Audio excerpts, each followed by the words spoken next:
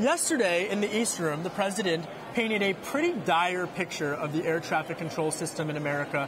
Is it really that bad? Well, let me start off by saying, first, we have a very safe system, but it's antiquated. It's the equipment we use is from the 1950s and 60s. In fact, we still use paper strips like these in the control towers all across America. You're telling me that air traffic controllers are using paper strips to navigate flights? Well, what they do is when they come in to get a paper strip, it lands on it, then it passes to the controller, controls the ground movements, then it goes to the controller, takes it off. But yeah, these are actually what we do. But if you go to the tower in Toronto, the tower in London, or the tower in Hong Kong, they don't have these. They use digitized equipment, modern computers, no paper strips. It's much more efficient. So we have a safe system, but a very inefficient system. Mr. Chairman, this is a proposal, the basis of your plan that has been talked about, you and I were saying, for 30-some years. Sure. And I guess what would it exactly do, and what is the next step now that the president has endorsed it? Well, Kevin, the Clinton administration attempted to do this. The Bush administration attempted to do this. The time is right for us to do this. The next step is we have to mark up a bill, which we intend on doing later this month, and then take it to the House floor. That starts the process rolling. But having presidential leadership on this is extremely important because the president can stand up, and now America, since yesterday's press conference, now America is saying, what are they talking about? And so we can explain it to them. This is something that's long in the making. It's something that is very positive. It's very doable. And those people who say it isn't, those are the same kind of people that said Wilbur and Orville Wright couldn't fly a plane or we'd never make it to the moon. Well, and there's some precedent, right, with other sectors in terms of having a nonprofit. You look at housing, you look at the financial services sector. Sure. Walk me through exactly what this nonprofit board would look like. What would it do? How would it regulate? Sure.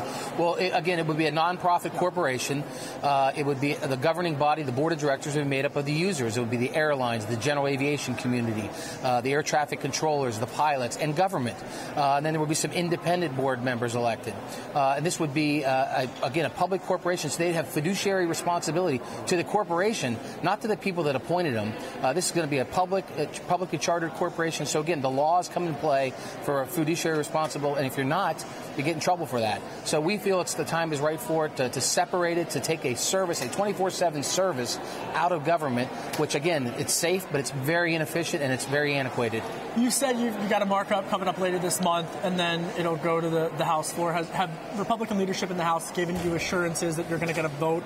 Because you got busy things happening in Congress. Sure. Yeah, we've talked to leadership, and they said we're going to find time for us on the floor. Again, President coming out by the end of the year? But on the floor by the end of the summer, we hope. But having the president come out and making this to sort of the centerpiece of his infrastructure week is extremely important. Again, America's paying attention now. I've got calls and texts from members of Congress saying, hey, we need to sit down and explain this to him, because once the president gets involved, everybody starts to pay attention. So you know this, Mr. Chairman, in the sense that the House has been moving a lot faster than the Senate. What is the appetite like for this in the Senate? Well, the Senate, of course, moves a lot slower. I believe there's some support over there for it, but the Senate's a very different body. The appetite in the House, I think, is much better for it, but we're going to find out as we move this through the process. How do you win over the Republicans who are perhaps a bit apprehensive or have concerns, especially, again, making that case in the upper chamber? Well, having the president on our side is very important. Again, and we sit down and I talk to members. Once I walk them through it, Republicans and Democrats alike, they come around. When they see what countries like Canada is doing and other countries around the world and how far advanced they are to us when it comes to air traffic control, they change their minds. So it's a one-on-one with a lot of members. So this is the centerpiece, as you said, of the president's infrastructure initiative. Infrastructure, of course, much bigger than just this issue. Sure. You have a plan that would essentially fund this type of infrastructure, the $1 trillion that the president wants, by taking repatriated funds from overseas with the tax reform. Sure. How would that work? And is there really an ability to get infrastructure planned through using that repatriated funds as a mechanism for funding? Because that's dividing many Republicans. Sure, absolutely. And that's something that's being discussed. Whether it's repatriation or some other form of revenue to fix the Highway Trust Fund, that's extremely imperative that we do that. It's going to go broke in 2020. I think if you're going to make this a bipartisan bill, you've got to get real revenues so that our friends on the other side of the aisle, Democrats, come to the table.